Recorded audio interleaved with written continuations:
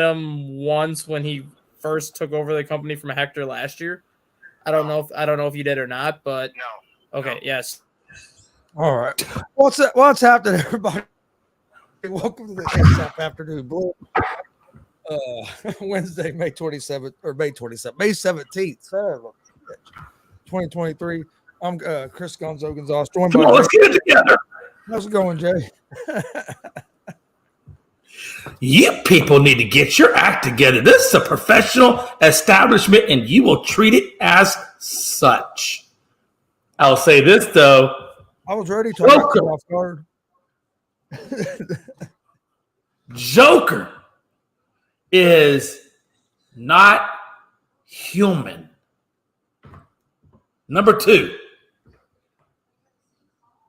Embiid is your MVP. What a time to be freaking alive. How you doing, stat guy? Oh, he's on a phone call. Yeah, he's on a call. Chris, but I know you saw the game last night. Everybody had to have seen that game last night. I don't give a damn how many points AD got. It was 40 at least. And a crap ton of rebounds. Same thing for Braun. And a crap ton of rebounds. But you know who didn't show up for LA? Schroeder. You know who else didn't show up for LA? D'Angelo Russell. I'm telling you, this team cannot beat Denver unless everybody shows up and does their job. And I think it showed yesterday. Also, you saw the Lakers struggle with transitioning on defense. That's another key issue that they have to work on. I do think that Darvin Ham is going to make adjustments. And I do expect a little bit better showing from the Lakers game 2. And I think, like Frankie said, they were down by 21. They come back. They get within 3 ultimately, and then Denver pulls away for the win. But they show that they can make adjustments and still compete with this Denver team. My mind wanders, though, Gonzo. Can Denver and Michael Malone make their adjustments to keep the Lakers at bay? I think so. I think it's getting to the point where we need to stop disrespecting Denver. They've been kind of disrespected all season. Been the best team in the West all season, and nobody wants to give them that title. It's this reason or it's this reason. Oh, they can't do it in the playoffs. Okay, yeah, Lakers came back last night, made it a close game. But Jokic only took like 2 shots in the second half. He didn't try to score in the second half. I think they're why is Denver not just as capable of making adjustments as the Lakers are? Is Darvin Ham a Hall of Fame coach? Oh yeah, I get it. I forgot. I think this is Darvin Ham's first year as an NBA coach, isn't it? I think you're right. We trust him to make adjustments more than we do Michael Malone, that's been in this position before. Yeah, they got beat by the Lakers a couple years ago in this position, but he's been there before. But we don't give him no chance of making adjustments because his name isn't Darvin Ham and they don't say Lakers across his chest. And Joker didn't do nothing last night. He hasn't done all season. The dude's a machine. The dude he did what he's done all season, and then he amped it up another notch. Well, let me rephrase that. The whole playoffs, because he amped it up another notch. Because he's amped it up the whole playoffs compared to what he done in the season. Bro, what he did last night. Why he wasn't MVP is just beyond me. But I'm not saying Lakers have no chance, but this series is going to be a lot harder than what some people wanted to think. It's going to be because like you said, yeah, they're going to make adjustments. And one thing I thought the Nuggets messed up on, if you watching that first quarter and a half, whole first quarter, about half the second quarter, the Nuggets were attacking fast, and the Lakers were having trouble. Second half, the defense was horrible. Yeah. Second half, Lakers was able to slow the game down to a pace where they can play. You don't want, if you let the Lakers get their half court defense set up, they're going to give you trouble. They're a good defensive team in the half court.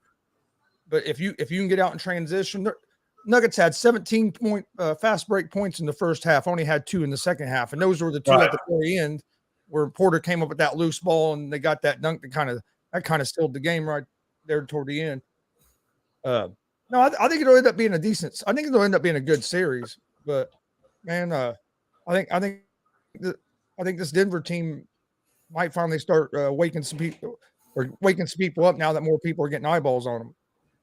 Bro, his assists were 14, which is incredibly amazing. But when I look at his rebounds, if you take James and Davis and add their rebounds together, you come up with 22. So between the two of them, they only had one more rebound than Joker. Number one. Number two. Hold on. Number two. Joker almost had just as many rebounds as Bron did points. That's because how crazy Joker played. How crazy. That's because Joker's a sick joke. He's literally a human video game walking on a basketball court. And I think Gonzo, I do understand what you talk about when you say about the disrespect to Denver. For me, it was more of I wanted to see how Denver would stack up against a healthy Bron and AD down low in the paint. How would that work out?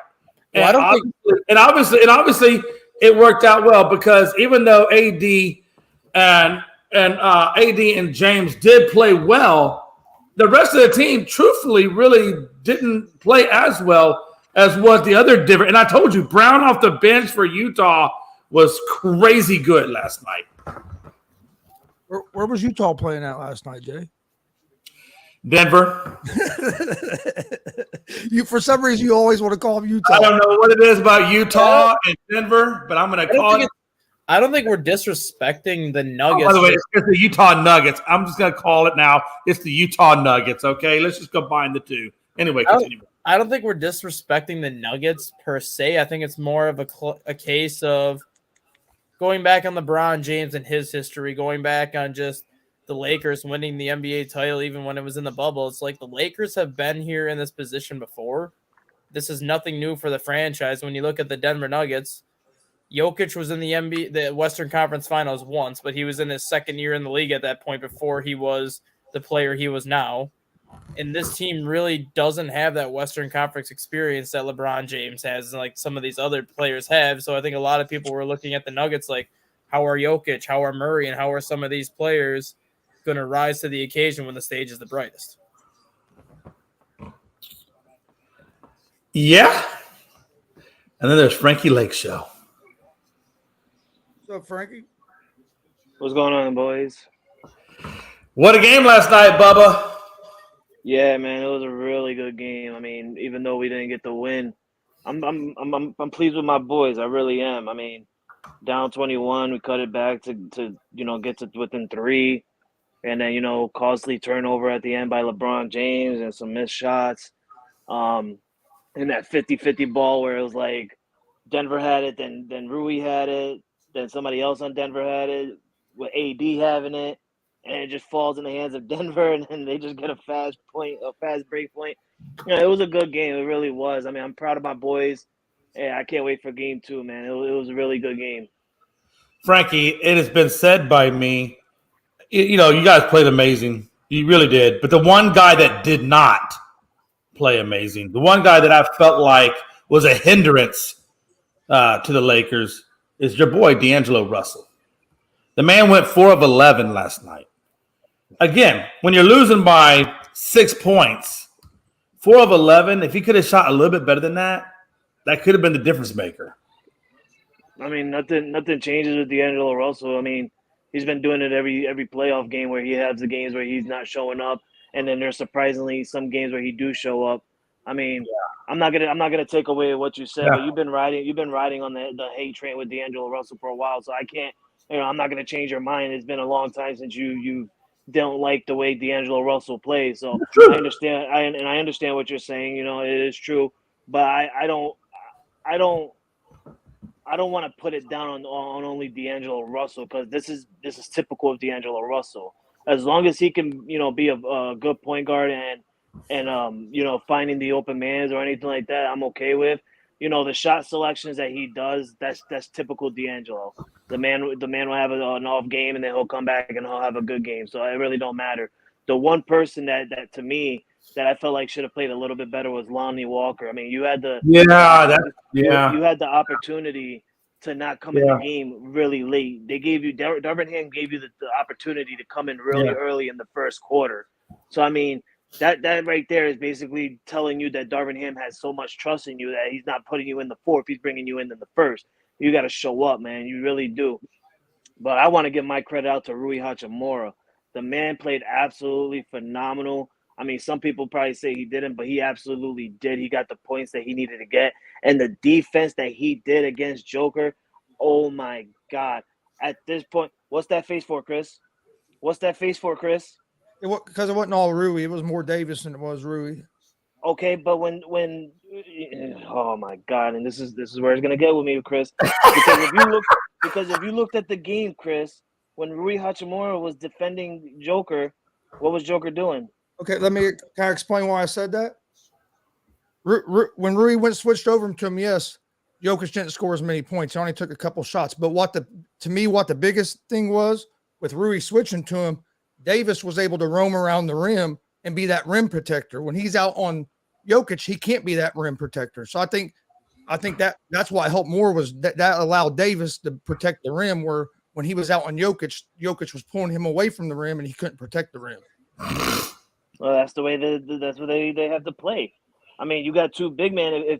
If Joker can't play or make shots really good over Rui, what else is Anthony Davis gonna do? I mean, he's gonna obviously get the rebounds and shit like that. I mean, you're not gonna have Anthony Davis go ahead and freaking cover someone far in the three, because if he does that, well, there goes another rebound for Joker. That's what I was saying. I understand.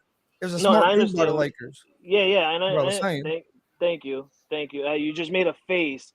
All right, you just made a face that got to me a little bit. And before I hopped in here, I actually did watch what you say, and I didn't want to come in here all hot saying, "Hey, yo, Chris, watch what you say about my boys," because you don't like to say it to me in my face, but you like to say it when I'm not live. But I let you be. Yeah, but that's the thing, Chris. When I am on here, you don't say it, but when I'm not, I already said it. You want me to say repeat it. No. Because I'll repeat myself. No, because there's shows where I'm on here at exactly the right time, not late, and you won't say nothing. Oh, I'd say the same thing I said, whether you're here, whether you're 2 feet from my I face. think somebody needs to be in a tag team match, and y'all just need to throw hands. Nobody. Jay, you shut your mouth, Jay. Anybody's on the goddamn show. Oh, I know, but I need some chest slaps. I think we need to do some chest slaps. Chris, I'm not. First of all, Chris, relax the attitude. I'm not saying anything. I'm not saying you're soft or anything like that. All I'm saying is, just wait until I come in here. Just wait until I come in here next time. Just okay. From now on, I won't say nothing until Frankie shows up on the show. That's not what I said. See, that's not what I said. What's your problem, bro? What's wrong? No, because if I say something you don't agree with, you'll come at me and say, "Oh, it's just because I wasn't on the show." I don't care who's on the show. I'm going to say what I feel, just like you're going to say what you feel. That's not see, and you're taking it all out of context. I'm taking that's what you said. Chris always says something until I get on here, then he shuts his mouth. That's exactly what you just said. First of all, what I said is, I heard what you said about what you said to my team. All right, and I came in here and I literally just said I wasn't gonna say anything to you because that's you saying what you gotta say. That's you. Just next time. But then after that, you said I only say it when you're not here. It don't matter if you're here or not. I'll say the same thing whether you're here or not. Is all I'm trying to say. Okay, Chris. I think you guys can both make good points. We just need to simmer it down a little bit, but not too much because I like the caliente-ness. Oh man, damn. Oh damn. Hey, that guy, how you doing today? Oh man. Now it's just me and you. Well, now let's just say what we really feel. You're gonna be solo in a minute if I get my phone call. Damn. That's fine. No, seriously. Hey, let's get back on topic for a minute, man. What are your keys to the Lakers getting back into this thing? We saw that they did get back into it last night. What does this Lakers team have to continue to do if they want to actually pull off the win in Denver in Game 2? Well, I think it's pretty apparent, and I think it's been pretty apparent the past 3, 4, 5 years that you're not going to stop the Joker. I mean, the Joker's the Joker. He's going to average close to a triple-double. He's going to be a center who acts like a point guard, a center who acts like a shooting guard, and a center who acts like a center whenever he wants to be. But I think the key to stopping Denver is not necessarily stopping Jokic, but more so containing him and not letting him go off for the kind of a triple-double that he had last night. Now, if he goes and gets 25 points, 10 rebounds, 10 assists, yes, that's a triple-double, but it's not at the level of his triple-double that he had last night. And, I mean, that's ultimately, I think what you're going to have to do is I don't think anyone on this planet is going to be able to consistently stop him. You might be able to stop him one game if he's shooting the ball poorly and starts forcing up bad shots, but I don't think you can consistently take him out of a game for 6 consecutive games at this point. I think the Lakers just have to mix and match, whether it's with Rui Hachimura, whether it's with Anthony Davis, whether it's with LeBron James, whoever. I think they just got to throw different looks at him just to kind of contain him and make other people on Denver beat them. And if you get beat because Jamal Murray shoots 8 of 12 from three-pointers, well, kudos to Murray. He had a great game. If you get beat because Michael Porter Jr. goes off and has a 35, 40-point night, kudos to Michael Porter Jr. because he had a good night. I think the Lakers just need to make sure that nobody else beats them. And if somebody else on that team beats them, then you have to give Denver credit because they found a way to win when they're taken up. Let me ask you another question. And actually, Frankie did make a really good point. Should the Lakers primarily put Hachimura on a guy like Joker to allow AD to roam freely and do other things? Would that be a better approach starting Game 2?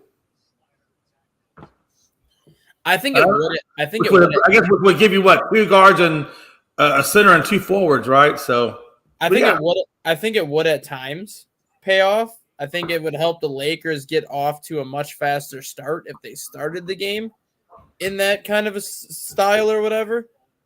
But they need a guy like Anthony Davis to guard Joker at some point, just because from a size standpoint, Anthony Davis is bigger.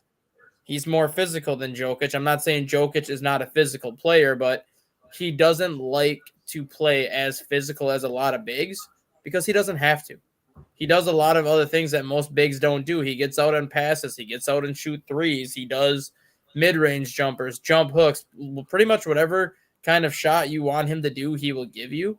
So he's not used to playing that physical bang it inside style basketball that a lot of the old centers used to play. And I think that's why you need Anthony Davis to be on him at least for, I'd say, 1 or 2 quarters, because Anthony Davis has no problem playing physical. And if you can physically beat up Joker, you're going to kind of wear him down enough where I think you can contain him. So it's almost like they're going to have to really switch him up. So have Anthony Davis guard him down low, but then have him switch off when he wants to go up high. Yeah, almost play like a zone defense. Then at that point, like if he goes inside, you can put Anthony Davis on him when he goes inside. If he goes out to the perimeter, put LeBron on him out there. Put Rui Hachimura on him out there. Just give him different looks where you have to make him earn his points. If he gets 30, that's what I'm saying. So they're going to have to go to a zone defense. Not necessarily a zone. They can go to what you call a matchup zone, where whenever he has the ball, you can play more of a zone defense. But when the other players on the team have the ball, you go back to your regular man-to-man. You make him beat you, and if he beats you when you're playing good defense on him, then there's nothing you can really do at that point.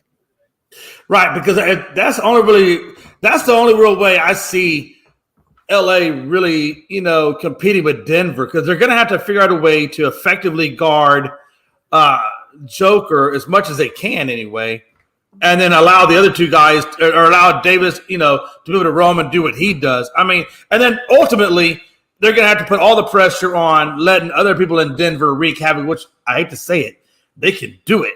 Because honestly, everybody produced, on that squad, even off their bench. I mean, both teams were just playing at a really high level. Both teams were shooting 54% from the field. And both of the teams shot pretty well from the three from what they were shooting. So these teams are in a lot of ways are evenly matched. In a lot of ways they're different, but man, geez, Louise, Darvin Ham is going to have his hands full. But I do like what you're talking about, that whole we had the match zone. I think that's probably going to is the most effective way to go at Denver at this point. Because if you look at the game 7 of the Celtics and Sixers series, why did Joel Embiid struggle so much in the second half? It's because the Celtics went with that matchup zone on Joel Embiid, where when he had the ball, they went with more of that zone defense look as opposed to the man-to-man. And then when other people had the ball, they went with the man-to-man look. And Joel Embiid, for whatever reason, for as tall as he is, for how good he is, kind of very similar to like what Jokic can do in terms of stepping out to the perimeter and doing all the things he can do. Embiid does not know what to do on his own defense. He's like, as soon as he gets the ball on his own defense, he like completely forgets how to play basketball. Yeah, Chris, we were just talking. Me and Stat Guy were talking about how do the Lakers effectively defend Joker, and we kind of, or at least Stat Guy suggested doing a max zone, where that way if you can match up with him when he's away from the perimeter and also with him down low, with a combination obviously of Rui and AD. Is that how you kind of see it as well? Yeah, I think the adjustment that they made of putting Rui on Joker and having Davis off the ball was a smart one, and it did help. But I expect there would be adjustment by Denver as well. I think they're going to try to get do Gordon and more pick and rolls to get Davis away from the rim if that's who they're going to have him guard. Zone probably wouldn't be a bad idea, but the only problem with that is kind of what Stat Guy was just saying about how Embiid really don't know what to do with the zone, where Jokic is such a good passer that he can still hurt you in the zone. But I do think that's going to be better than what they did last night. But the biggest thing is like what you were saying, Jay, is their transition defense. They can't let Denver get out and be at a fast pace, because in that first quarter, when it was more of a run and gun pace, LA was having trouble keeping up. Yeah, I agree with you. Let's talk about tonight's game, man. Jeez. Oh, by the way, anybody here not think the Joker's the MVP? Does anybody here think that Embiid is really the MVP? I still think Embiid deserved it this year, just because he was the scoring champ this year. Listen. I will throw your ass off this stream quicker than you can say, what? He was the first center since Hakeem. Come on, Dustin. I love you, but come on. I've been pulling for Embiid the last couple of years to get it. Look, I didn't ask you who's your fan favorite. What's this? Most favorite player? Yeah, this is not an MFP. This is an MVP. This is part of the reason why I said the MVP should be broken into two parts. You should have a regular. I can't say that. Have a regular season MVP, and you should have a postseason MVP. I do think Embiid. No, well, okay, even if that's the case, I think Joker gets both of them. Joker would for sure get the postseason MVP without question. Bro, he's a walking triple-double even in the regular season. No, I get that, but you know the main reason why I said Embiid? It's the same reason why I always say LeBron James shouldn't get it. I always say that Aaron Rodgers or Patrick Mahomes shouldn't get it, because if you are the best player in the league, like LeBron James was for the longest time, like Aaron Rodgers was the best quarterback in the league for the longest time, theoretically, they should win the MVP every single year. If they play to the numbers that are on the back of their cards and do that basically every single year, theoretically, LeBron James should have won 8 MVPs in a row. Aaron Rodgers theoretically. I get that. I think LeBron was robbed as well of a lot of voters aren't going to vote for someone to win the MVP more than 3 times in a row. Which I think is stupid. If you really are the MVP, then you are the MVP. No, I agree, but that's we don't want to reward what somebody is. That's the main reason why I said Embiid should get it this year, because if there was a year for anyone not to get it, or if there was a year for anyone to get it over Joker, this was the year for it to happen because Embiid was the first center since Olajuwon to lead the NBA in scoring. This was the one time where you had at least, I'm not saying it's a good argument, but you had at least a small argument where you could say somebody deserved it over the Joker this year. And that was why I said Embiid was going. I even said it on the afternoon show, Jay, and you saw me say it. I even said that Embiid was going to win it. And that was the main reason why, was because of what. Oh, I know. Oh, trust me. I understand. Yeah. I understand your viewpoint of the scoring title for the season. I get that. But when I look at a valuable player, I look at all the criteria. How did he do in scoring? How did he do in rebounding? Was he an assist guy? Did he get other players involved? Did he improve players on the team? Was he the most valuable person on his team? And then where did his team finish? And when you look at all the categories, not just one individual category, but when you look at all the categories, I just don't understand. There is not a more well-rounded person in the league than Joker. And that's why, like, if they go into the season next year, I guarantee you that Joker's winning the MVP again next year. I just don't think the NBA voters. Yeah, I mean, but I understand the points you're making. Yeah. Unfortunately, the points you're making are what frustrate me the most. No, it frustrates me too, because Joker's the best player in the NBA right now. He's better than LeBron. He's better than Giannis. He's better than Durant. He's better than every player in the league right now. And I don't think too many people are going to argue that when you look at what he's done the past 3 years. He is the best overall player in the NBA right now.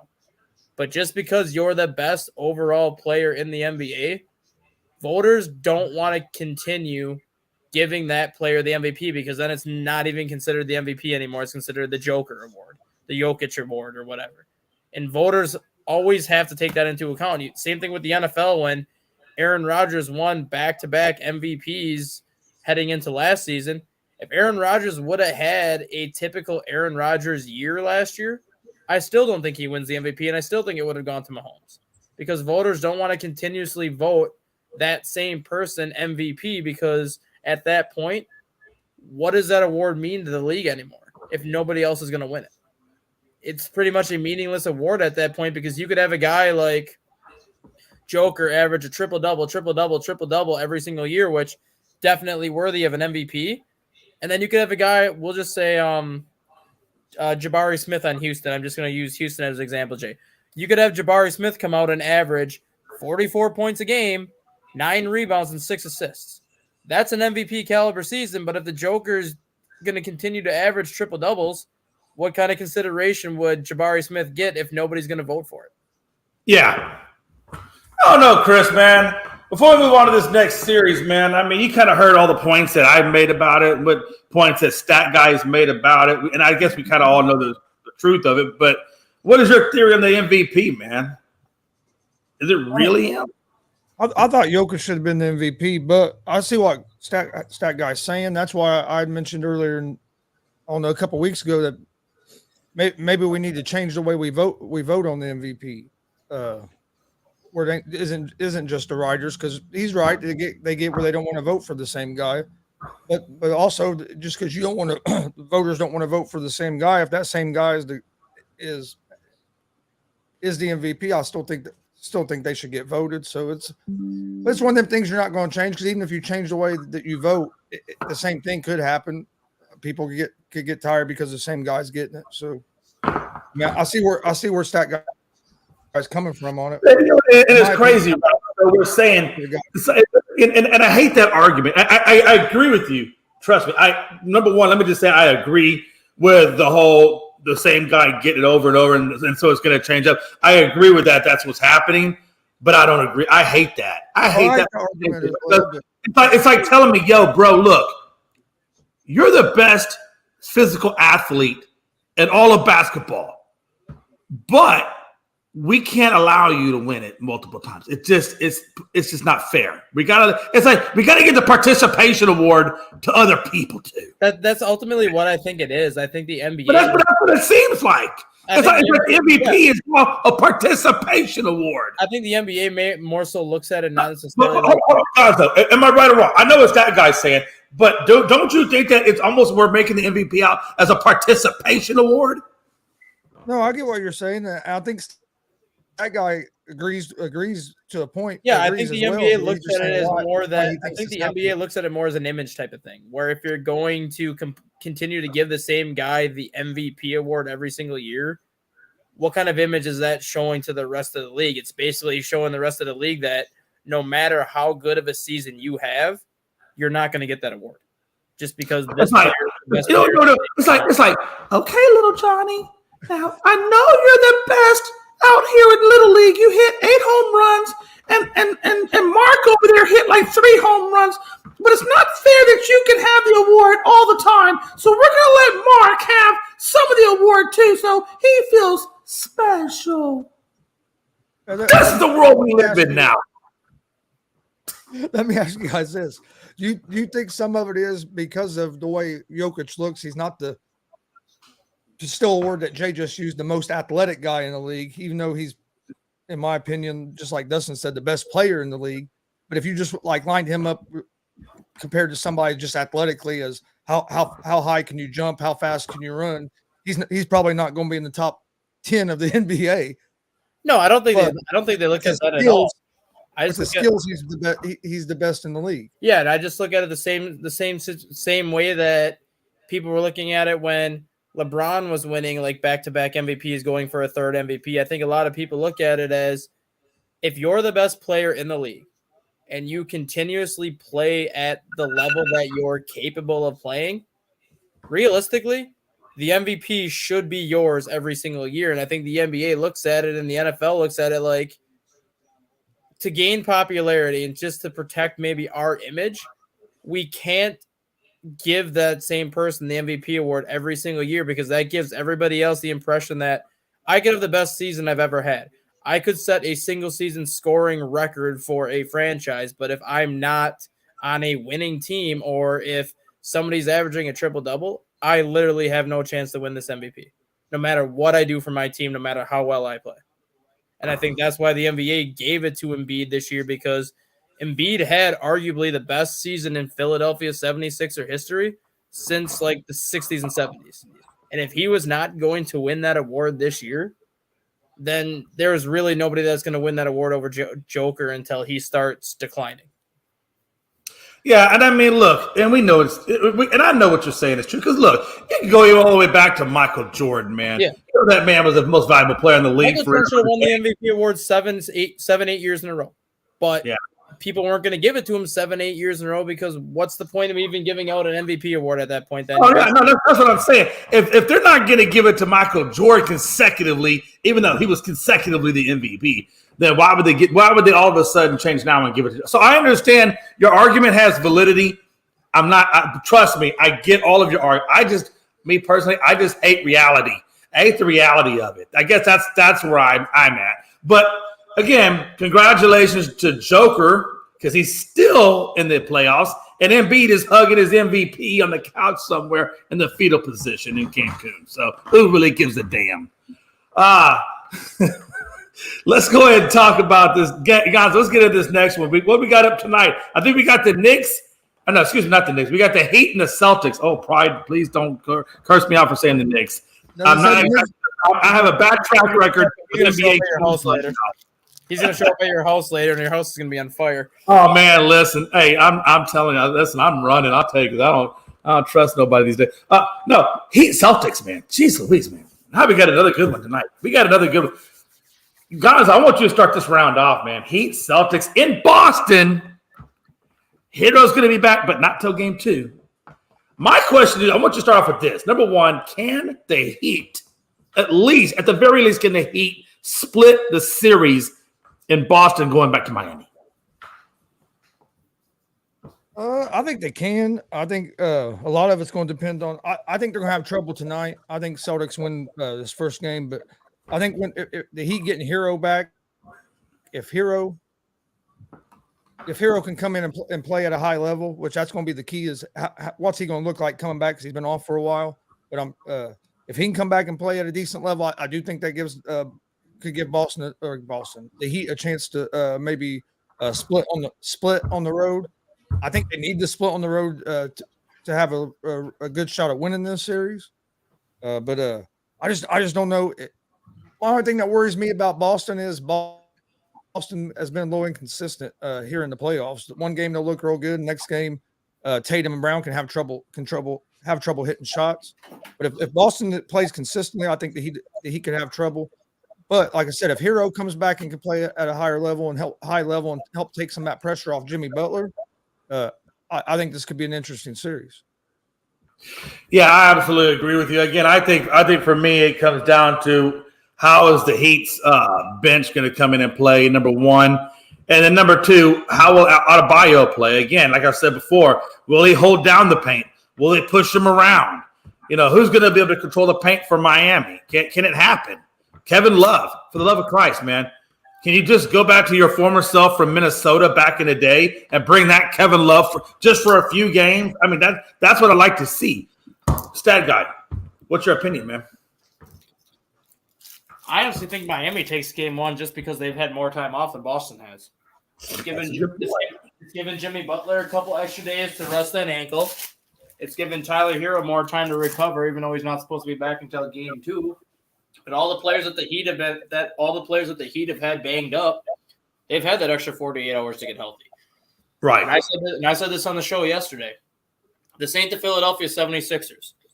If Eric Spoelstra has you down 3-2, you're not winning back-to-back games to close out that series. Eric Spoelstra will eliminate you because he knows how to make adjustments. And I think ultimately, as good as Joe Mazzulla has been this year in his first year as a head coach, once you get this deep in the playoffs, it's all about experience. And we know that Eric Spoelstra has the experience this deep in the playoffs. Yeah, that's a real good point. I've argued. I felt like one of the key components for the Miami, or I felt that they had the edge, if anything, was in their coaching. I felt that Spoelstra has the edge over Mazzulla, but man, what a time to be alive. Rob freaking Scott, the man who says he's doing shoulders but really is doing lats. What's up, man? Hey, let me live, okay? I'm just getting it. I will say this, Rob. I watched your video. I want to say this real quick on your form, though. Even though it was a completely different muscle to what you were talking about, though, but your form was really good. You had great form. Thank you, McLovin. That's what I know. Your form. What's happening, y'all? What's up, Gonzo?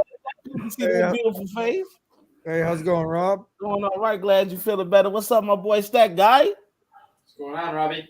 Hey, shout out to Stat Guy, man. Gave a very passionate speech yesterday. I felt that, and it's just a prelude to the upcoming Father's Day. So it's good to see fathers out here who actually give a damn. So shout out to my boy Stat Guy. Hey, man. Hey, and that's the absolute truth, because a lot of fathers out there, they don't give a damn. So yes, Lord. Yeah, yes, man. Lord. I'll tell you, like I said, my wife is a teacher, and there's a lot of parents out there that just aren't spending enough time investing in their kids' education, much less anything else. So for the dads that are doing their job, guns on Instagram. I salute. They listening to NBA YoungBoy waving guns on Instagram. But, I didn't mean to say that out loud. I'm sorry. No, hey. That video that Mike was showing yesterday, Ja Morant was in that, correct? Yes. Adam Silver's looking at that video now as more ammo against Ja Morant. Oh, you heard what Adam Silver said last night, right? Oh yeah, I told breakdown is done. Hey, he channeled this. I'm not even joking. I think his career might be over. He channeled his inner David Stern. You better stop playing with. See, that's the problem. When you be nice to people and you be a people's person and you be a players commissioner, people think stuff is sweet. And I'm glad. I for one am glad Adam Silver said, hold on now. Stop playing with me.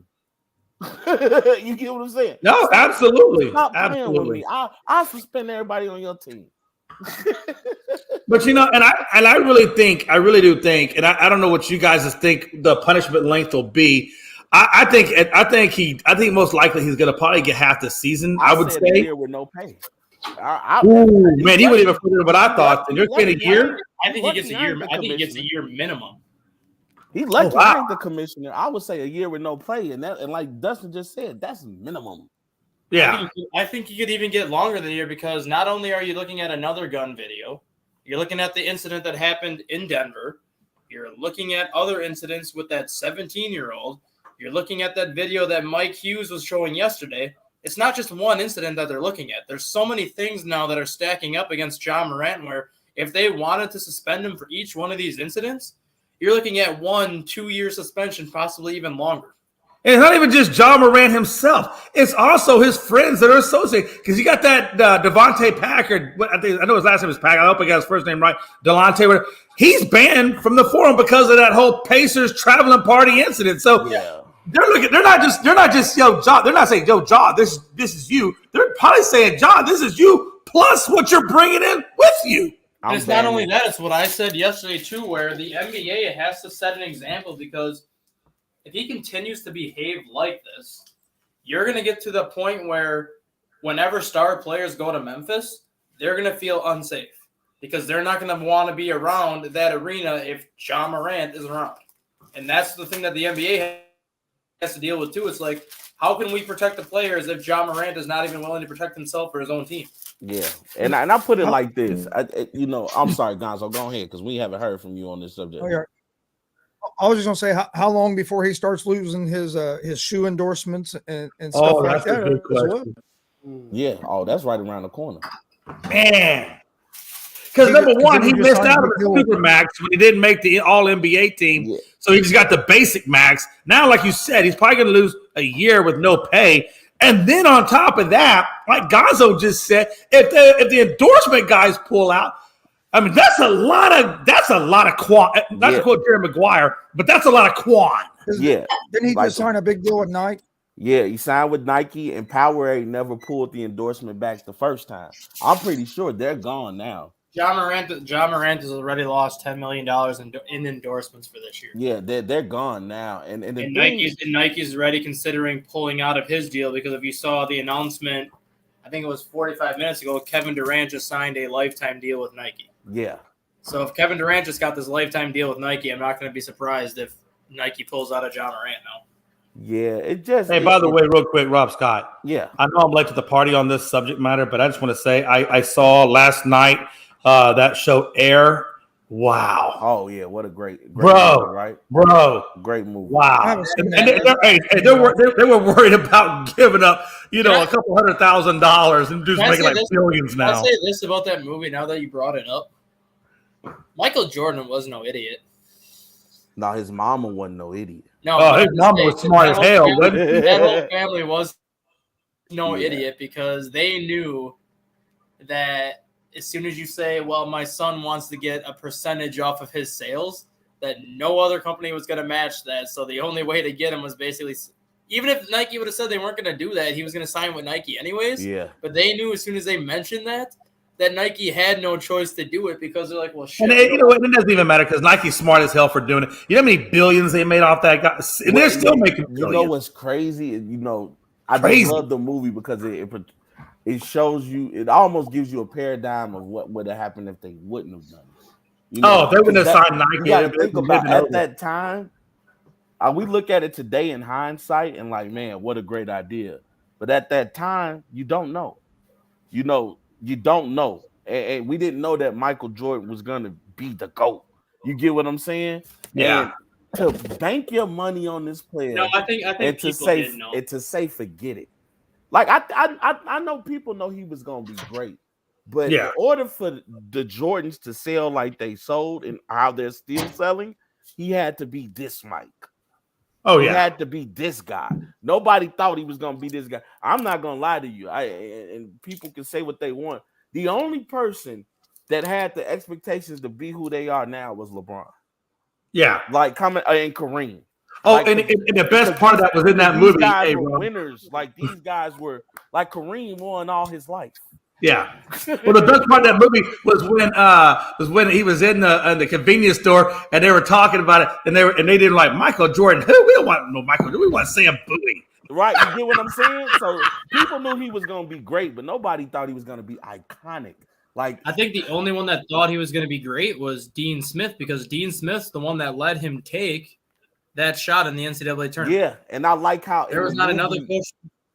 Yeah, in the movie they highlight that. Like that's There was no that's other what got coach in them the to country notice that was going that. to let a freshman take that shot. Yeah, Dean he Smith, was like, "Look at a this, guy this that was is a cut from his high freshman." school team, and he was cut from his high school team. Yeah, it ain't about how you start, baby. It's how you finish. Oh, and he finished well. Oh man, yeah, but that was a great movie. I recommend that movie to anybody. Oh, yeah. Actors. When I tell you that movie just had an all-star lineup of actors, man. Yeah, I gotta check it out. I haven't got a chance to check it Oh out. yes, Let me just say one thing though. I'll tell you, Marlon Wayans. I didn't know how he was gonna do, because I've always seen Marlon Wayans in a comedic role. This is the first time I've ever seen Marlon Wayans that wasn't in a comedic role, and I thought he did well with it. He's a better actor than what people give him credit for. He can do more than just comedy. Yeah. Oh, I'm sure he can. I'm just saying that's the first time I've ever seen him not in a comedy role. and I'm the glad other thing I want to say too is, for how long that movie was, that movie went by fast. It did. It did. Like it was an hour. It did. I honestly thought it could have gone. I didn't think it was going to go that. It was like an hour and 54 minutes, and I paused it to go make popcorn because my wife and I were watching it last week, and all of a sudden it said there was like 26 minutes left. I'm like, holy shit, the movie's going by quick.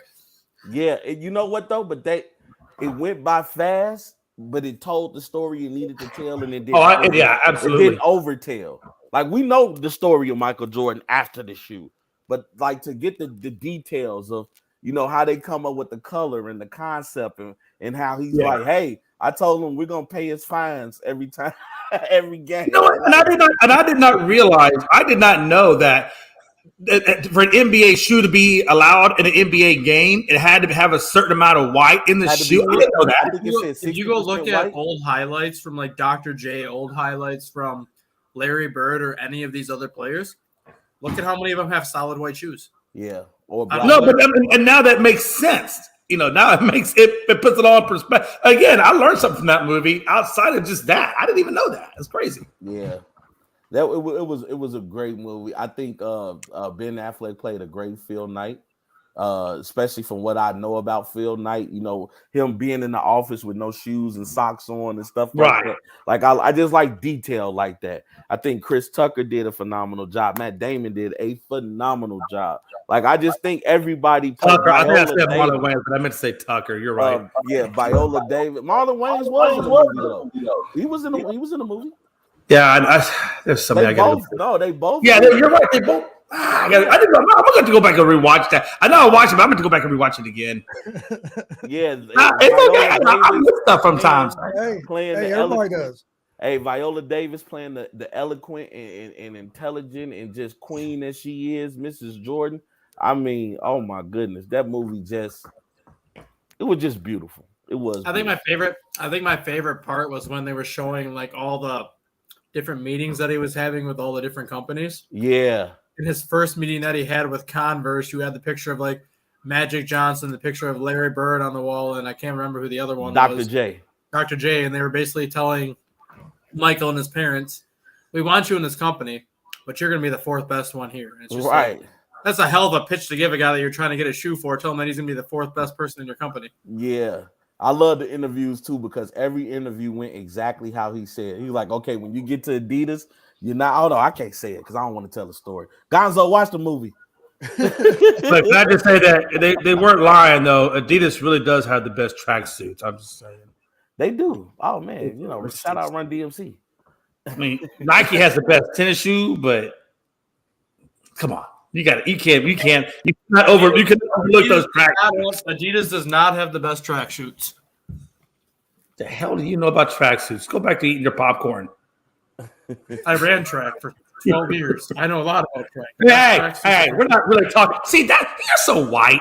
You are so white. You don't think we're actually talking about running track shoes? We're talking about some stylistic basketball track shoes. Exactly. And I wore them every single day. The best track suits are Puma. I was about to say that it was Puma. What? For running. I don't run, but I know that. Puma track suits are absolutely amazing. I ran. You think Run DMC is running in them damn track shoes? You got another thing coming. I do like Pumas. I've had Pumas in my. I used to have the suede Pumas. God, I was styling back in high school. Back in the day. Styling and profiling. Styling, baby. But with suede, you know, suede was one of them things, man. If little water or something gets on them, they're ruined. Yeah, I'm arguing with people right now about this Denver Lakers series. I'm like, first of all, I don't have a dog in this fight. I don't care who wins.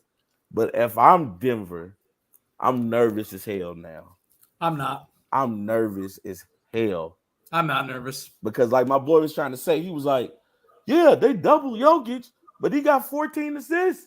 They was getting, I'm like, dude, they were hitting his circuit shots. And Jokic had 12 assists in the first half. When they figured out how to play him, he only got 2 more assists. And he scored no points in the fourth. Well, that's what I'm saying. That's what I'm saying. If the Lakers want to beat Denver, they need to make other people beat them, which is fine. Yeah. Jokic does so many other things that a lot of setters don't do that I don't think any combination of players is going to be able to stop Jokic. Hey, Jokic you might be able to contain him. Shut your mouth. You might be able to contain him, but you won't be able to stop him. That's a bad boy. That boy know he be rumbling and tumbling. And I gotta give him credit too. I didn't realize, you know, his shot was so his form is pretty. Jokic came off that screen like a guard. Yeah. That's because when he played in when he was playing in Serbia before Arturas Konashovas brought him here, he was playing a Luka Doncic type position in Serbia. So he actually was a point guard over in Serbia. I was going to say, didn't he used to be a point guard? Yeah, he was the biggest point guard in Serbia. He was like a 6'9", 6'10" point guard in Serbia before he got drafted over here. Yeah, Jokic, that's not fair. You got to. Is that where Jokic's from? He's from Serbia. Yeah. Yeah, his final year with whatever team he was playing for in Yugoslavia, he averaged 19 assists a game. Okay. Jokic. So yeah, he was like a bad boy. That's a bad boy. He was like a Luka Doncic type of player before he got here. Hey, Gonzo, you wasn't here. I don't know if you saw, but I had to apologize to Jay because, you know, I was one of those guys like, Embiid. And I'm like, If I want to win the game, I'm going with Jokic. If I want to go out there and have a flashy little game, I'll go with Embiid. Well, then you must have missed my argument on why they gave the MVP to Embiid then. Oh, because they felt sorry for him. No, not necessarily but he did. Hey, it's amazing. That's exactly what I was saying in my illustration that I gave so eloquently earlier about Tommy and Mark on the T-ball league. And I just told them that it became a participation award rather than an MVP award. No, but Embiid did have a good regular season now. I know we're looking at playoffs, but remember, he gave Boston, especially in the second half of the year, he gave Boston 50. He won his duel between him and Jokic. He put 42 on Jokic's head. I mean, when Embiid is focused, now don't get me wrong, when Embiid is focused and don't have a tummy ache or a foot ache or whatever ache that he's going through at that moment, vagina muscle. He's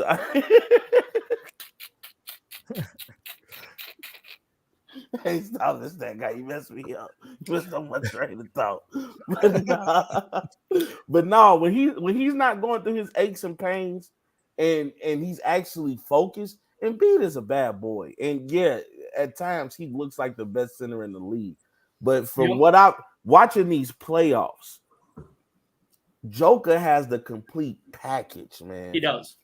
That's the thing. He has the complete what do you, like Joker can walk to his coach and say, Coach Malone, what do you need me to do tonight? I can do it. The thing with Joker is that's why I say he's the most all-around player in the league, period. Yeah. Nobody's more well-rounded in their game than Joker is. The thing that Joker can do too, he can just roll out of bed, and the moment he hits the floor, he's gonna have a 10-10-10 triple-double. Yeah, easy. It with at least 3 offensive rebounds. Well, fuck, I thought he was going to have a triple-double last night, the first quarter. First quarter. I was looking like, I went to the bathroom, went outside to smoke a square. I came back as they were showing his stats. And I said, oh, the game over with? I said, oh, that's the first quarter?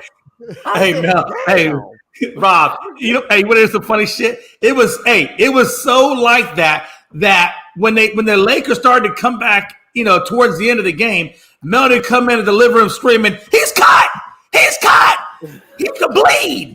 You see, he's not a machine! He's not a machine! Dude. Rob, the two main reasons why I think Embiid got it was, for the first time since Hakeem Olajuwon, he was a center that led the league in scoring. Yeah.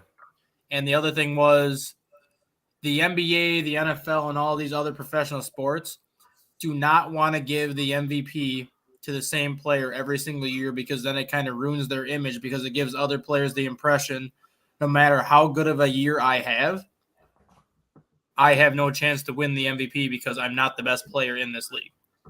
I don't like that though, man. If I'm the best, I don't like it either. But you can look at it. You can look at it with LeBron James, because you can make the case they that did it with Jordan too. You can't tell exactly. Me that's exactly why they do it though. That Jordan could have won the MVP every year. Exactly. Like you said, LeBron, and for Shaq to have one MVP is atrocious.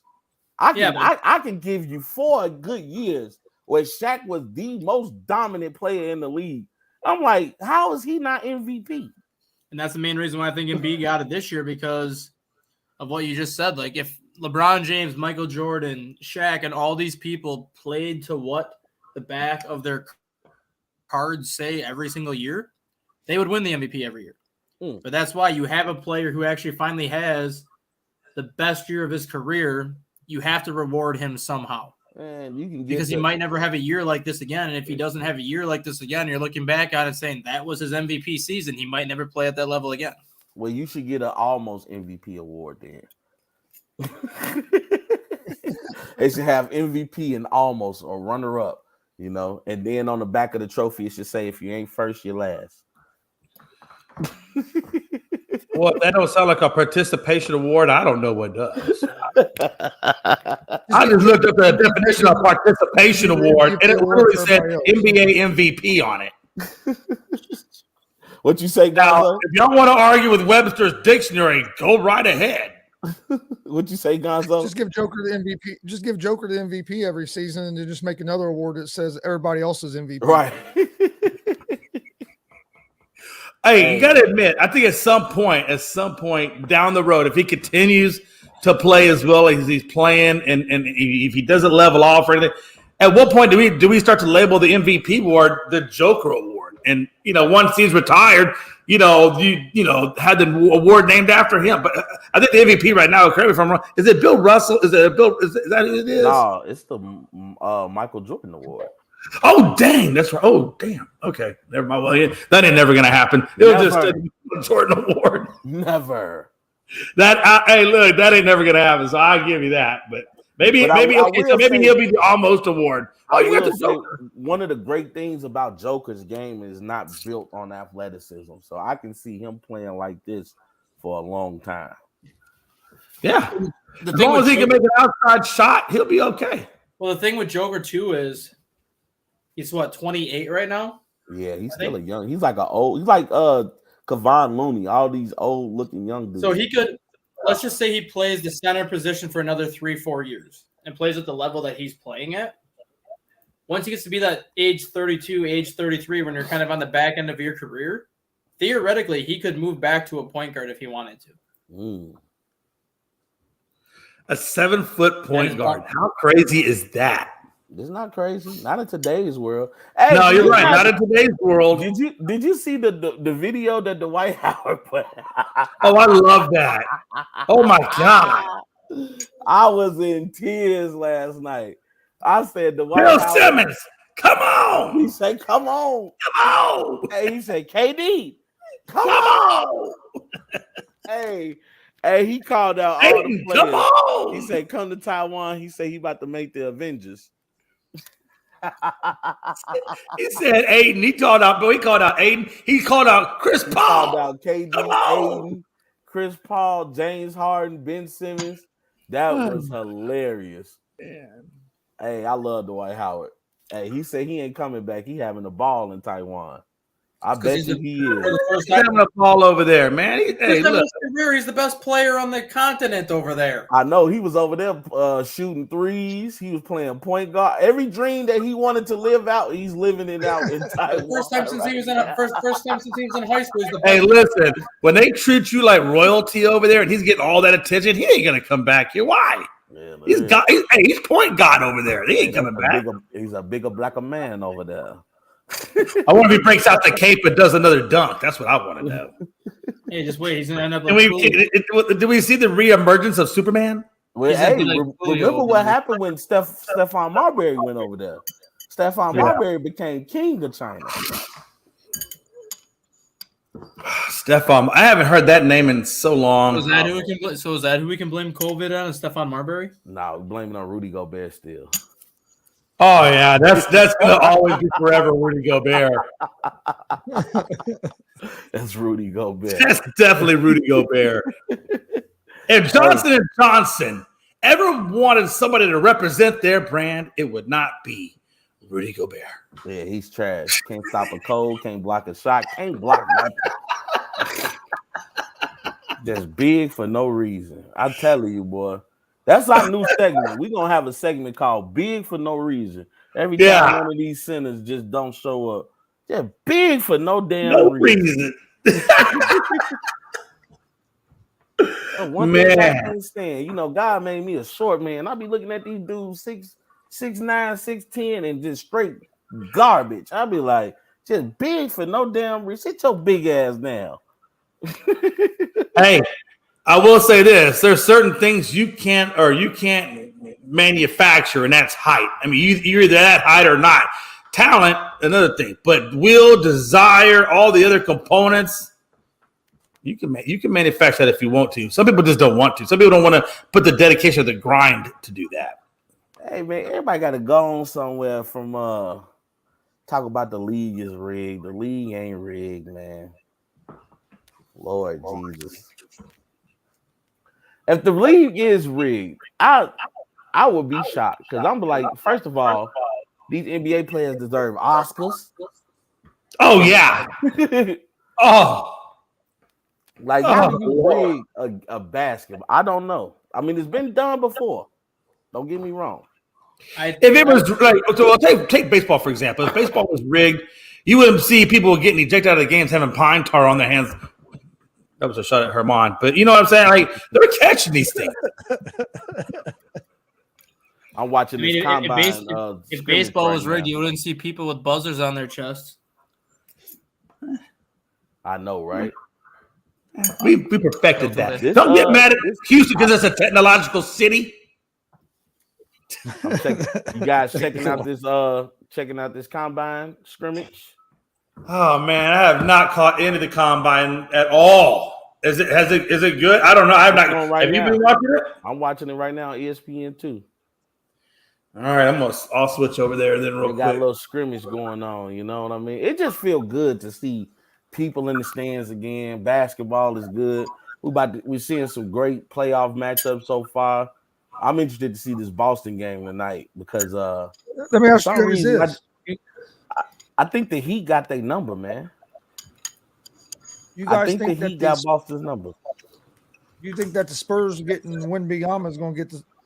You think the Spurs will get turned around? Yes, the last time they had the number one pick, they drafted a guy named Tim Duncan. How did that work out for them? A 7-foot center out of Wake Forest that got him 5 titles. Yeah, but the only thing I don't like about Wembanyama, and it's something that can be easily corrected, is I feel like he does need to put on a little bit of weight. I think he's a little thin still. I wouldn't mind seeing him put on just a little bit of weight on that frame. Can you imagine him trying to stick Joker or Embiid? Only 210. They're gonna hurt that man.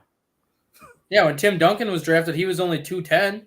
He ended up, and that's what I'm saying. Like, I just think he just needs to put on a little. I mean, look at Chet Holmgren. Look how long he lasted in the damn NBA before he went out with the injury. I mean, he just needs a little bit of weight. It's hard to play the low post without a little bit of junk in your trunk. You know what I'm saying? Yeah, he'll put the weight on. I'm not worried about him not putting the weight on because, like I said, Tim Duncan, when he was drafted, was only 210 pounds. He was a tall, skinny 7-footer that took, I think, 2 or 3 years to get up to like 240. And once he got up to that 240, he turned into the player that he was. So it might take Wembanyama to get there, but at 7'4", even if he puts on 30 pounds of weight, he's still going to be a skinny twig because he's so tall.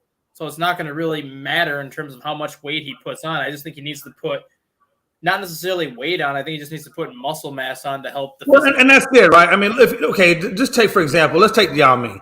Yao Ming was 7'7". That dude did not look like a twig. That dude looked solid. Like he was a solid 7'7". Yeah, now, again, he had bad knees, but he was a solid 7'7". And that's why I would like to see Wembanyama. I think for Wembanyama to have what he's looking for or what he's looking to achieve in the NBA, he needs to be a solid 7'4".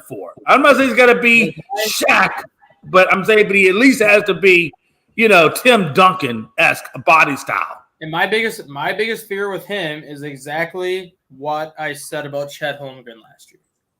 And I think everybody on this panel can attest to that everyone was so sold on Chet Holmgren being the number 1 overall pick and Chet Holmgren being like the best player in the draft. And I said from the beginning that I did not believe in Chet Holmgren because of his body type.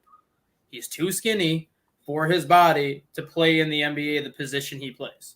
And that's my ultimate fear with Wembanyama. Granted, he's 4 or 5 inches taller than Chet Holmgren, but he has the same exact body type that Chet Holmgren has. He does not have, even if he puts on weight, I don't think he has the body type where he can be a center. I think he needs to be like a stretch forward that sits out by the perimeter because I don't think his body's ever going to let him take the pounding that you would take on the inside. I agree. I honestly, I've been telling people that I think me and Frankie kind of had a come to Jesus moment yesterday when we both agree. I don't think that he's going to be that good. I don't know. I don't know if that can translate to the NBA. Let me ask you this, because I don't really know a lot about Miller. Speaking of Frankie, who hurt his feelings? Why he lead the chat? Oh, Lord, that's a whole nother world. That's a whole nother world, brother. Okay, we'll talk later.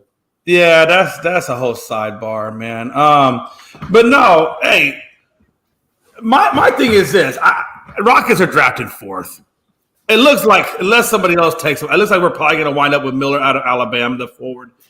I don't know enough about him to really make it to know if I feel good or don't feel good about it. Can anybody give me y'all's honest opinion of what y'all think of him?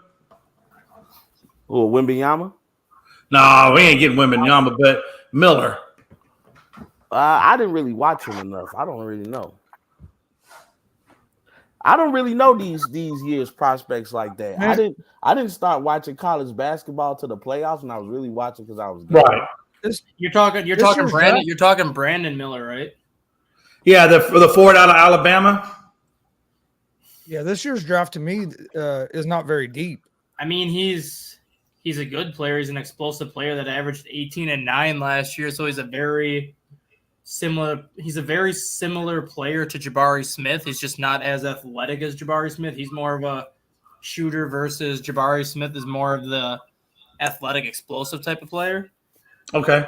But my big thing is I stay away from Brandon Miller at all costs until you figure out what happened in that fatal shooting that he was linked to in the spring. Oh. You can't afford to draft him because all of a sudden now you draft him number 4. I know who y'all talking about. 2 months after you draft him, you find out that he's got to do time for a shooting. You literally just screwed your entire draft up. Not only that, he didn't play very well in the conference tournament or in the NCAA. No, well, they sat him 10 games heading into the conference tournament, and then they said, well, since your evidence or whatever still being looked at, we'll let you play in the conference tournament. Well, when the guy doesn't play for almost a month and a half, obviously he's going to be rusty, and he looked like shit in the conference tournament. He looked like shit in the NCAA tournament, too. He played 1 game in the NCAA tournament, and then they sat him again. And honestly, after you get through the first 6, 7 picks, or the draft's not that deep this year at all. No, it's not. And that's what if Miller gets cleared of everything before the draft starts, then yes, he's going to be a great player to take at number 4. But with that sitting over his head until everything goes through, you honestly can't afford to take him at number 4 because there's too much of a risk involved with it.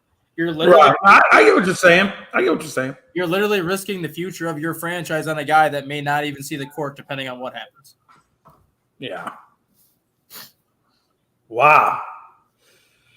Yeah, I'm not expecting much for the Rockets, honestly, in this draft. I thought Scoot Henderson, but we don't really need Scoot Henderson because we already got a point guard. Look at Jalen Carter in the NFL this year. He went from being probably the number 1 overall pick, roughly, to falling to number 9 because of something stupid he did. Yeah. And even at that, he's still facing a suspension from Roger Goodell, and it probably will be handed down once the regular season starts. He's still going to end up sitting 6 or 7 games. So Philadelphia took not necessarily took a risk on him because he's going to be a good player, but they still used the top 10 pick on a guy that's going to miss half the season. It's weird to me that the NFL suspends somebody before they even join the league. I mean, because his case hasn't been resolved yet. All the investigation is still ongoing, and now that he's I thought it had been resolved that he was just going to have to pay some fines, and I think did he get probation or something like? I mean, he didn't get what they were going to charge him with. I mean, he got lesser charges. Not yet, but they're still looking at stuff yet on it. And now that he's drafted by the NFL, he's technically NFL property. So now the NFL has to take over all the claims that he was getting in Alabama because Alabama no longer owns them. Oh wow! Okay. Wow. But yeah, if you look at the latest mock draft for you guys, Jay, they have you guys drafting Taylor Hendricks. Man, I don't know anything about this cat. Anybody know anything about him?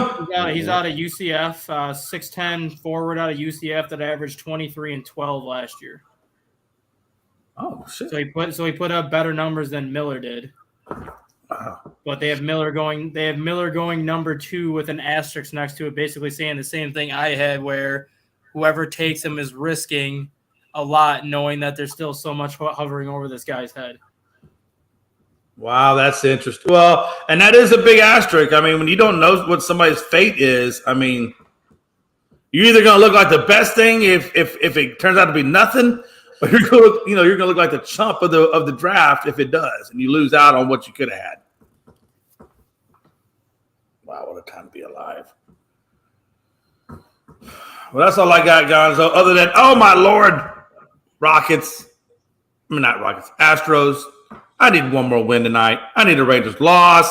I need a lot of things in this life. But that's the short list. We'll give you another win. That's fine. Well, I'll tell you what, man. Hey, that's still though. He's a good pitcher though. I watched him last night. He had a little bit of a rough out in there at the beginning, but overall, man, he looks like a really good pitcher. I don't know enough about him, but he looks really good. He ended up with 8. I think he ended up with 8 strikeouts in those 6 innings. Yeah. Well, people don't know, which I knew heading into the game because obviously I freaking watch every single game. But he had 104 fever last night. Oh damn! So he probably should not have pitched, but he had 27 family members that he flew in to watch him pitch since he's from Mississippi. So he was trying to gut it out last night, and yeah, he gave up 5 runs, but for having 104 fever, he looked pretty good. How the hell are you out there pitching with 104 fever? Did you not see his face in that game? No, I'm just no. That's not what I mean. I'm just saying, like, what is it? What does your fever have to get to before you start running into brain damage? Shit, probably 103 or something. Like, there's a certain temperature. When you get to a certain temperature, they throw your ass in an ice bath to try to get you down so you don't freaking die, basically. Yeah, burning up, man. It's probably like 103, 105. Yeah, I'm just saying that doesn't sound. I mean, like I'm a smart thing. If I get the 100, don't be in the ice water. Rob, you just like ice water. Rob, you're a freak. Hey, I need to take an ice bath right now, boy. This gym got me sore, Lord Jesus. Hey, Chris, since you weren't on the pre-show with Jay, since your internet decided to go ugly on you, what are your thoughts about the Arizona Coyotes most likely going to Houston? Oh yeah. Oh That yeah, a hockey team? Yeah. Okay. Go ahead. My bad. I'll be honest with you. I have to do some research on it. Is their attendance in Arizona? Is it that bad? Is that why they're moving? So they left. So they lost. Well, they didn't lose it. They did not pay the taxes and the loans on their old arena that they had for like the 10 years that they were playing. So after they got kicked out of that arena, they went to Arizona State University, which is where they're currently playing. And they're using the Arizona State University's facility that only holds 4,500 people. And as an NHL franchise, you can't make it if you only have 4,500 people in your arena. It's not – the ticket sales alone aren't going to be able to even keep that team afloat because you're losing 13,000 people a game by playing in a venue that small. So you're telling me that's going to be one expensive hot dog and cup of beer. So they went to the city of Tempe, which is where Arizona State University is, and was like, can we find a way to build either onto the current arena that you have to even make it 12,000 people to make it bigger, or can we buy land somewhere nearby where we can build a hockey-specific arena to support the Coyotes? And Tempe turned them down 10-0 3 times in a row. Damn. So Tempe don't want them there, and obviously they can't go back to their old place because they didn't pay the bills on it. So the only choices right now are going back up to Canada to go to Quebec City, who's wanted a team for the longest time since they lost their team to the Colorado Avalanche in the late 80s, or Houston, which has been trying to get a team for the last probably decade. And I can see, obviously, adding a team in Quebec makes sense because hockey in Canada is so big. But I could see them going to Houston just to give the Dallas Stars kind of that rivalry, because right now the only rivalry the Dallas Stars really have is the Vegas Golden Knights and the Predators. They don't really have that in-state rivalry that they can kind of get excited to play, and Houston will give them that. Has Houston ever had a pro hockey team? They had an AHL team, the Houston Aeros, that were there from 94 to 2013, and then they left for Iowa. So now they're the Iowa Wild now. But they would bring back the old name. They would be called the Houston Aeros again. Their colors would be, I think, a light blue and a dark blue with a little bit of silver in it. So they would pretty much just go back to the old name and just kind of redo the logo and redo the colors. Because that's like here in Indiana, we don't have an NHL team. We have minor league, but we don't have an NHL. You got the Indy Fuel. Yep. Wow. I didn't go to no games this year. I had to go to next year.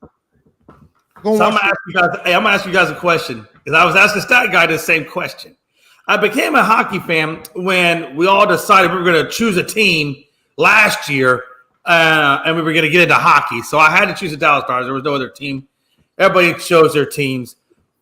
But now Houston's got a damn team. Am I considered a bandwagon if I decide I want to be a Houston whatever? I guess they're going to be the Arrows fan and leave Dallas after 1 year? No, or am I in that grace period? You're not considered a bandwagon fan because you have to look at the same situation up in Wisconsin when the Milwaukee Braves left for Atlanta. All the people that were Milwaukee Braves fans once the Braves left became Chicago Cubs fans because there was no team in Wisconsin until the Brewers got here in the 80s. Doesn't mean they were bandwagon fans. It's just they didn't have a team to root for. So They essentially left, and then when the Brewers came back, if you were a Cubs fan and then you went back to cheer for the Brewers, you're not really a bandwagon fan because now you're getting a team back in your home state, back in your home city. So for you, you wouldn't be a bandwagon fan because you're getting a team in your own city. You're living in a city that's going to have an NHL team, so that's not really a bandwagon fan. You're just taking support of a team that's going to be in your city. Okay. That's a good point. I just wanted to get y'all's opinion on it. Same thing happened here when the Colts came to Indianapolis, because you had a lot of Chicago Bears and Cincinnati Bengals fans here, and then a lot of them jumped over to the Colts because now we had a team. Plus, you're going to be going from a team that might have a chance to be in the Western Conference or be in the finals to a team that who knows how good they're going to be to start out. Hey, you don't know that, though, because look at how the Vegas Golden Knights and how the Kraken have started out in their expansion city. I was thinking 1 or 2 years to make the playoffs to make a deep run. Yeah, Vegas was out there in the first year. The expansion draft is a lot different now than what it once was. Like, now teams can only protect 4 players on their roster. Back in the day when the Atlanta Thrashers came into the league and when the Wild and when the Blue Jackets came into the league, when the expansion draft was about to start, teams could only protect one player on their roster. Oh, damn. So then anybody could teams could that's the opposite. Teams could protect everybody on their roster but 4 players. So basically when the expansion draft came around, you had all these teams that are saying, why not just not protect our 4 worst players and just basically give these expansion teams players that we weren't going to keep anyways. Now, like, since the Vegas Golden Knights have come into the picture, teams can only protect 4 players. So now you have teams obviously protecting their goalies. If they have a good goalie, you have teams protecting their best players like Ovechkin, Connor McDavid, Rupe Hintz with the Stars, Jason Robertson with the Stars. But after you protect those 4 players, everybody else on your team is available to be picked. So you look at a team like the Florida Panthers, for example. You have Alec Ekblad, Sam Reinhart, Sergei Bobrovsky, Matthew Tkachuk. Those are probably their 4 best players that they're going to protect. But they still have 3 or 4 30 goal scorers on their team that would be available for Houston to take in the expansion draft. Wow. That's crazy. Because I was going to ask, my thing is like, by the way, Damien, I became a Cowboys fan because by 1976, my dad bought me a Dallas Cowboys jacket, and I just was always a Cowboys fan. So, yeah. But question. That's why they could get better quicker now because they have more opportunities to get better quicker with better quality players sooner. But here's my thing. If your owner doesn't pay the bills where he's at, that doesn't seem to me like he's really invested in this team becoming, a great NFL team. They have a new owner now. Okay, thank God, because I would not want a team here. If you're not paying your bills, then that tells me you're not dedicated to your team. Yeah, once they got kicked out of their arena in Glendale, they were in Tempe for a year. The old owner didn't even sell the team. The old owner basically got ran out of the league by the commissioner for not paying the bills. And they ended up bringing in like a new owner to run the team now who obviously is trying to make it work in Phoenix because he wants a new arena. But I think they're just starting to get to the point now where they know it's not going to happen. I mean, that's fine. If you got a new ownership that takes it seriously and wants to put a competitive franchise out on the ring, then I'm all for it. Let's see what we can do. I just would not want that same guy just because of that reason. What a time to be alive, man. Damn. Go Arrows. Go Arrows. It's going to be go Arrows or go Stars because it's either going to be the Houston Arrows or they're going to go back to being the Quebec Nordics. Oh, God. Nordics. Ugh. That just sounds horrible. It's like the Canadians, except for their north. Yeah, but Canadians, I mean, they just sound generic. It's like Canadian bacon. Who the hell likes Canadian bacon? Nobody wants to be Canadian bacon. Canadian bacon is ham. You ever had Canadian bacon? It sucks. I want my bacon the good old American way. Give me some hickory smoked bacon. Can we get some hickory smoke? Look, let me tell you something right now. Because my wife, she be slick. She be slick trying to give me this healthy shit, right? Like she give me that turkey bacon. Turkey bacon's all right, but you gotta No. Turkey bacon is horrible. She put that on the plate. Watch as I took one bite. I said, woman, you better take your ass back to the store. You better come back with some American hickory hog shit. Applewood smoked bacon. Yes, Lord. I'm good with some Applewood smoked bacon. I'm good with that too. Give me bacon fresh off a pig's ass. But just don't bring me no damn Canadian shit, and don't bring me no bacon. Ain't bacon. You heard what Dustin said. That's exactly what Canadian bacon is. It's ham. I know, that's my point. Don't bring me none of that crap. You better have some American ham. hog. I wanted ham. I would get honey glazed ham. I do love a good honey glazed ham. If you guys want a good laugh, turn into the Detroit Tigers Pittsburgh Pirates game right now. Look, y'all about to make me go on mute again. Y'all start You talking had about 40. hockey You had 43-year-old Miguel Cabrera hit a one hopper to 45-year-old Richard Hill, and they were racing to first base. The battle of the 40-year-olds. I'm going. Did anybody catch that UGA probably just got the best quarterback in the league or quarterback prospect coming over there as a freshman? Was it Reno or? Oh, I had that. Hold on. I got that dude's name right here. I was doing some research on him. It's Rayola. Rayola commits to UGA. He's a 6'3", 220-pound guy. Are you talking Dylan? Huh? Are you talking Dylan from Pinnacle? I think so. I didn't write it. I should have wrote down his first name. His last name is spelled Raiola. Yeah, Dylan Rayola from Pinnacle High School in yeah. That's the same high school that Spencer Rattler went to. Yeah. When he was taking this dude is out of high school. He's pretty damn. He's got some good ass. He throws 30.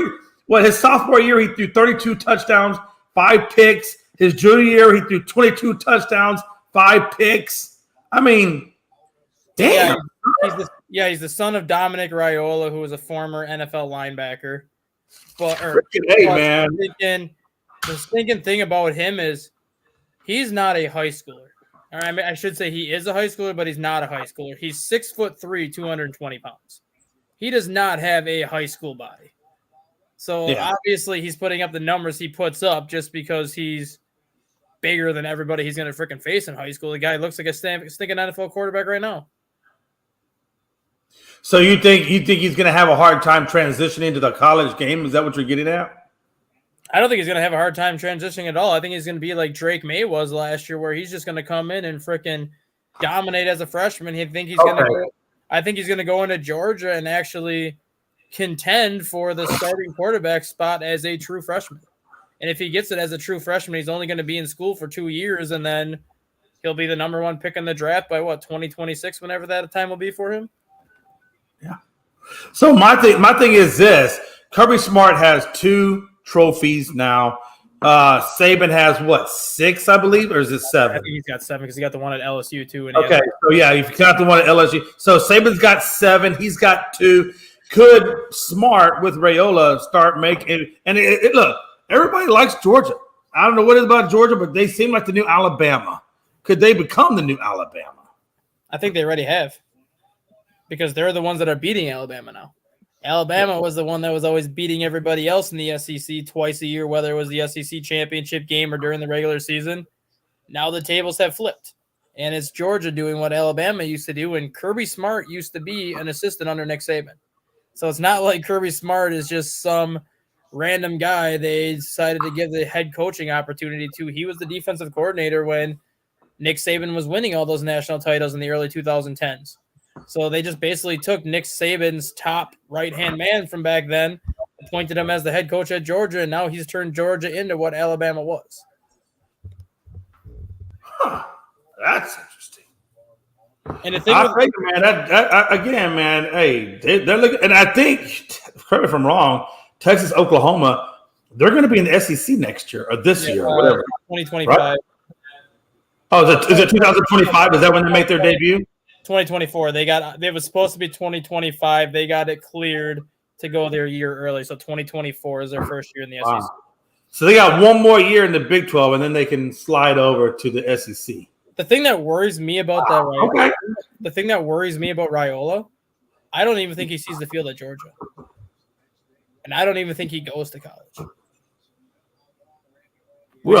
When you're as big as he is already, 6'3", 220. Right. Who's to say the XFL won't be like, we'll give you $300,000 to come to the XFL this year? And he just plays a couple of years in the XFL, then just slides over. He would only have to play 1 year in the XFL, and then he could go to the draft, as opposed to going to college. How would he even go to the draft? Why can't he? Wouldn't he just be a free agent? No, that's what I'm saying though. Like if you go to college, you have to be in college for a minimum, basically 3 years if you redshirt, or 2 years if you don't redshirt, because you have to play 2 years in college before you can go to the draft. If you go to the XFL, you play 10 weeks, you're a free agent, and somebody can take you. So if an XFL, Yeah, that's what I'm saying. You don't even have to go to the draft. You can sign with whoever. yeah, if the XFL comes up to him and is like, we'll give you $350 to be the quarterback for the Houston Roughnecks. Come over here. He plays 10 games for the Houston Roughnecks. If he puts up good numbers, he can either go into the draft then or just enter the free agent pool and get taken that way. I don't even know if he even goes to college if somebody gives him the money. Would he have a chance at being a first round? Would he or the number 1 overall pick if he went that direction? Like, would they look at him and say, "Yeah, we're going to make this guy number 1 versus college"? I'm assuming probably not next year because of Caleb Williams, but the year after. So not next year because Caleb Williams is going to be the number 1 pick next year, but the year after that, which would be technically his sophomore season of college, if he started his freshman year, he would be the number 1 pick after that year. Wow. So if he goes to the XFL for 2 years, basically the same route as he would do in college, you're getting paid. You're actually playing with NFL coaches. You're playing with former NFL players that are trying to get back into the league. He's going to have more talent in the XFL right away than he's going to have in Georgia right away to a chance to prove that he can be the number 1 pick right away. And I've already said, I think that's what's going to start happening with the USFL and the XFL. I think these teams are going to start catching on to a lot of these top high school prospects and be like, instead of getting these $300,000, $400,000 NIL deals that you're getting in college, why go to college for 2 years and wait to hit the draft when we can give you the same amount of money that you're getting on your NIL deal and you can play right away with us and showcase your talent sooner? Wow. Yeah, that's crazy. We shall see. What a time to be alive, man. Damn, 6'3", 220-pound quarterback. Damn it.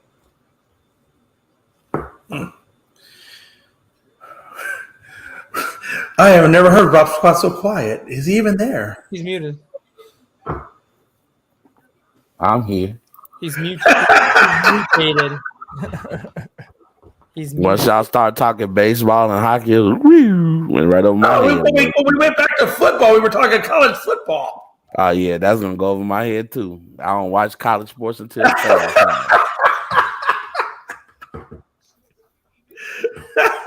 you get back to the pros, let me know. I'll jump right in.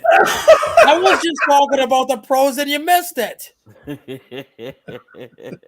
We were talking about the XFL, the USFL, and the draft and making money. You obviously let that one go over your head. Oh, yeah, I don't watch.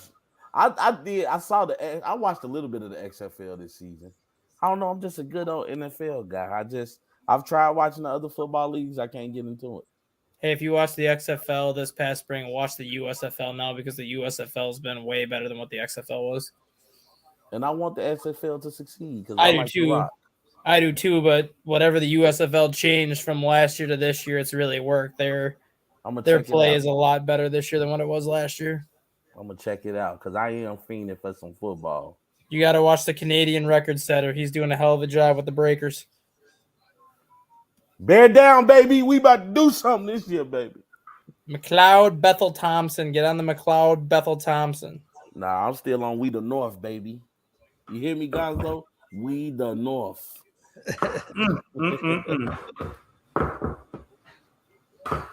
I'm ready. All right, guys. Let's get us out of here, brother. All right. Well, you got any final thoughts, Jay?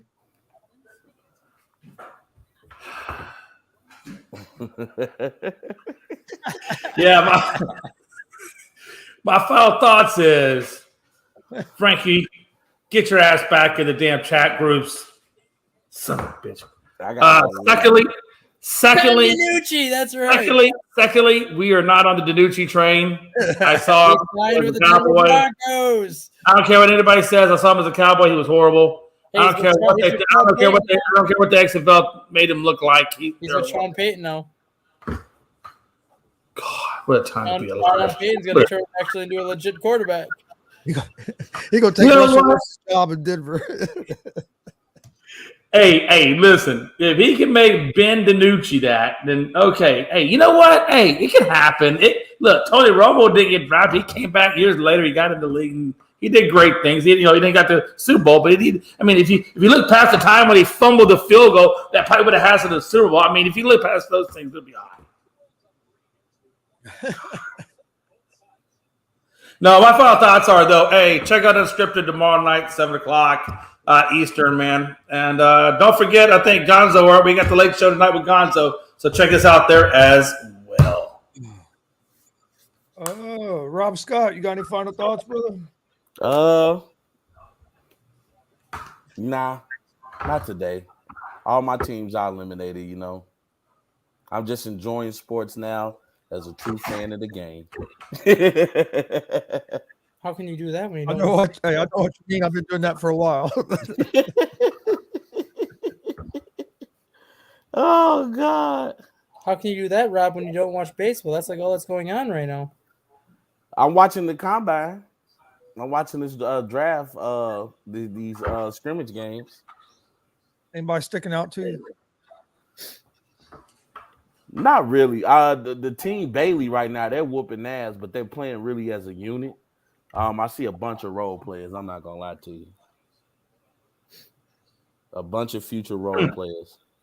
I'm reading here too where miscommunication went with Frankie. Oh, I see now.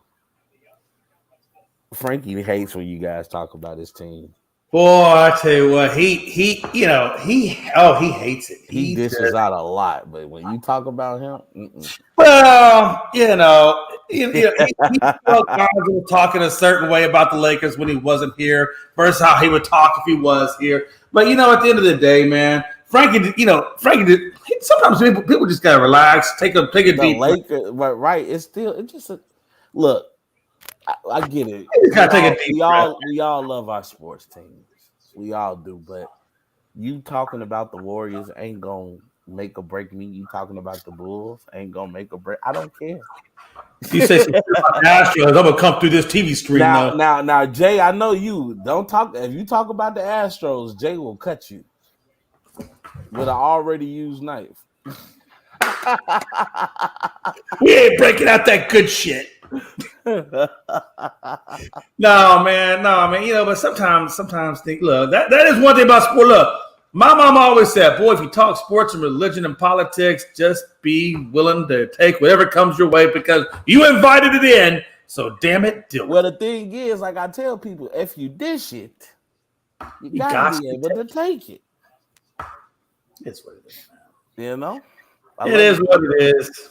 Love you, Frankie. We love you, Frankie, but damn, son, come on, take your little time, take your little sabbatical, and then let's get back in the fight. He'll be all right once they get a W, bro. Once he gets a W, Frank will be every chat group you can find. I promise you. Yeah, he I don't even think he's mad at the situation. He's mad that they lost, and he's venting right now.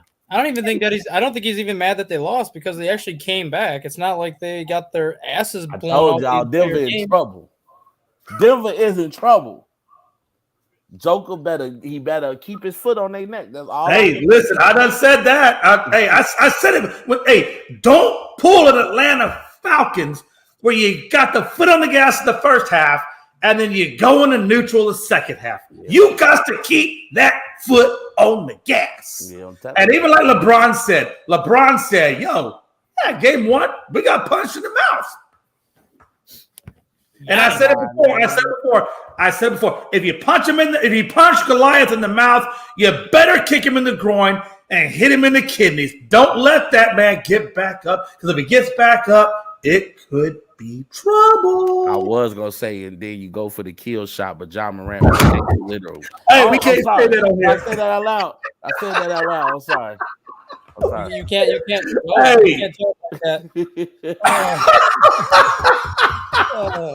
talk like that. You can't talk like that, or Samuel L. Jackson's gonna have to come save you too.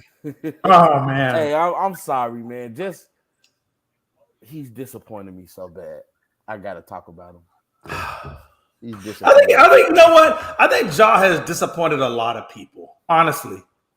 Because a man has, there's nothing, I've always said this, I think everybody knows this. There's nothing worse in this lifetime than wasted talent.